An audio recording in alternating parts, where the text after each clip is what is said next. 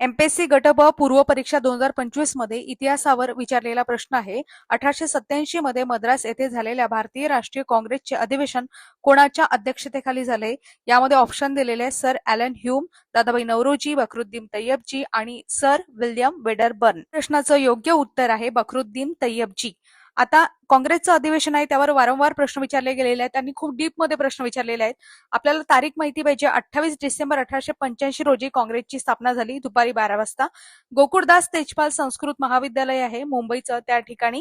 तसं बघितलं तर हे अधिवेशन पुण्याला होणार होतं, मात्र मुंबई या ठिकाणी झालं कारण पुण्यामध्ये कॉलराची साथ होती म्हणून. पहिले अध्यक्ष व्यामोचंद्र बॅनर्जी होते आणि ॲलन ह्यूम आहे यांच्या पुढाकारातून काँग्रेसची स्थापना झाली असं आपण म्हणू शकतो.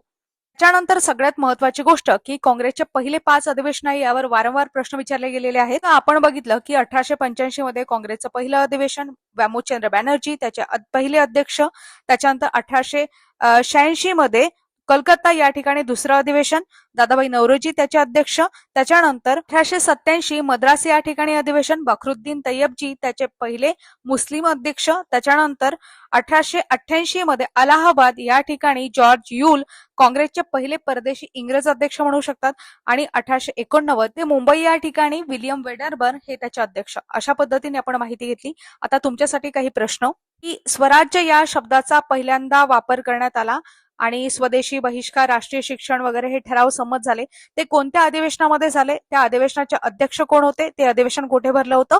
त्याच्यानंतर काँग्रेसमध्ये जहाल आणि मवाळ अशा 2 गटामध्ये फूट पडली, त्याचे अध्यक्ष कोण होते? ते अधिवेशन कुठे भरलं होतं? त्याच्यानंतर हे एकत्र सुद्धा आले, हे जहाल आणि मवाळ, ते कोणत्या अधिवेशनामध्ये एकत्र आले ते सुद्धा तुम्हाला कमेंट बॉक्समध्ये सांगायचं आहे. तर यासाठी तुम्ही आपला लॉंग व्हिडिओ पाहू शकता. लॉंग व्हिडिओमध्ये डिटेल पद्धतीने सांगितलेलं आहे, मी प्रत्येक टॉपिक कव्हर केलेला आहे. पद्धतीने पूर्ण आपली सिरीज आहे, तुम्ही पाहू शकता. अधिक माहितीसाठी आपलं टेलिग्राम जॉईन करू शकता नोटिफिकेशनसाठी. चॅनल जर सबस्क्राईब केलं असेल तर आपोआप तुम्हाला नोटिफिकेशन येतील. नसेल नोटिफिकेशन येत तर ऑल नोटिफिकेशन तुम्ही क्लिक करायला हवं, तेव्हा तुम्हाला आपोआप नोटिफिकेशन येतील.